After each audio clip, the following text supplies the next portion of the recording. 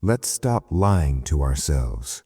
Let's kill the fairy tale right now. You have been told your whole life that everyone is equal, that your voice matters, that it's what's on the inside that counts. They lied to you. Look around. Look at the world you actually live in, not the one in the Disney movies. In the real world, if you have zero resources, zero capital, and zero leverage, you are invisible.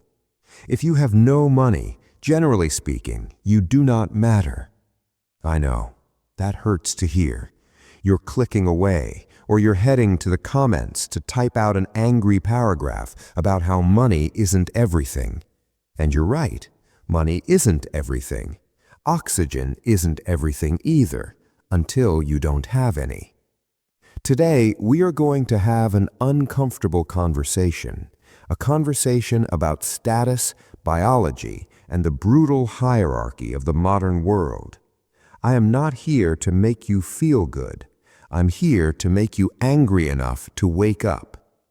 Because right now, if you are broke, the world is waiting for you to die so it can replace you with someone cheaper. Let's change that. Welcome back to the channel. If you are tired of the comforting lies and want the raw blueprint to financial freedom, subscribe. Today, we are dissecting why poverty is actually a state of irrelevance and how you can claw your way out of the void. Let's look at the mechanics of influence. Influence requires leverage. Leverage requires resources. When a billionaire tweets, the stock market moves. When a broke man screams the truth in the middle of the street, he gets arrested for disturbing the peace. Same words, different bank accounts, different outcomes. Society is designed to filter out the noise of the have-nots.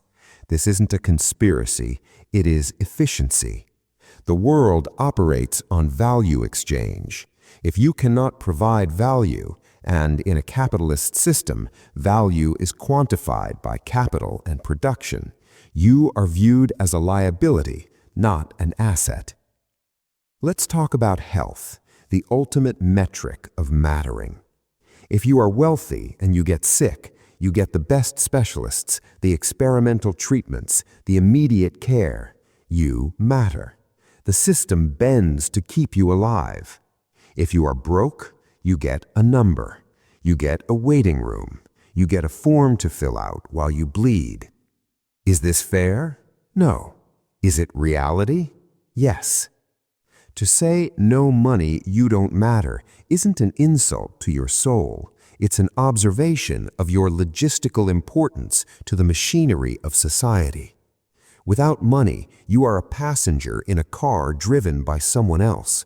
You don't get to choose the destination. You don't get to choose the music. You are just there. This is where most people cope. They say, well, at least I'm a good person. Rich people are evil. This is the good person trap. It is a psychological defense mechanism designed to keep you comfortable in your irrelevance. You demonize success to justify your lack thereof. Let's be real. Who helps the world more? The nice guy who's broke and can barely feed his own family, or the ruthless CEO who provides 10,000 jobs, pays for the local hospital wing, and innovates the technology you are using to watch this video? Money amplifies who you are. If you are a good person, money makes you a powerful force for good. If you are broke, your goodness is limited to your immediate radius. You can't save the whales. You can't build the orphanage. You can't even help your parents retire. Your poverty does not make you noble. It makes you powerless. When you have no money, your problems consume 100% of your bandwidth. You are stuck in survival mode.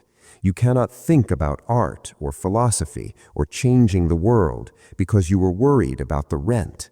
You don't matter to the world because you are too busy trying to survive it. So how do you stop being invisible?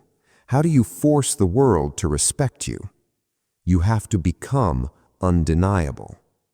The moment you realize that the world doesn't care about your feelings, only your output, is the moment you become free. Stop looking for sympathy. Sympathy is for victims. You are building an empire. Step 1. Kill the consumer. Stop buying things to look like you matter. Gucci belts on a credit card is the uniform of the invisible class trying to play dress-up.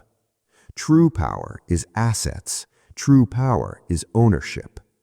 Step 2. Acquire high-value skills. The market pays for difficulty. If anyone can do your job, you are disposable. You need to learn sales, coding, copywriting, leadership, and finance. You need to do the things that hurt, the things that are hard. Step 3. Network up. Stop hanging out with other invisible people. If your circle is just complaining about the system, leave the circle. You need to be around people who are playing the game at a high level. When you start making money, you will notice a shift. Suddenly, your jokes are funnier. Suddenly, people ask for your opinion. Suddenly, the bank manager invites you into the office instead of making you stand at the counter. It's superficial, it's shallow, but it is real. Here is the final truth. You have a moral obligation to get rich. Not for the Lambo, not for the watch, but because you need to protect the people you love. When you have no money, you are vulnerable. One lawsuit, one illness, one economic crash, and you are wiped out. If you love your family, how dare you leave them vulnerable? How dare you stay invisible? Money buys a wall between you and the chaos of the world. Money buys your time back. Money buys your voice. If you want to matter, if you want to leave a legacy, if you want to change the trajectory of your bloodline, you must master the game of finance. The world is cold to those who have nothing to offer it. Don't get mad at the thermometer, just change the temperature. You have a choice today. You can click off this video, go back to your comfort zone, and continue to be a ghost in the machine. Or you can decide right now that you are done being invisible. Make the money, buy your freedom, force the world to listen. I'll see you at the top.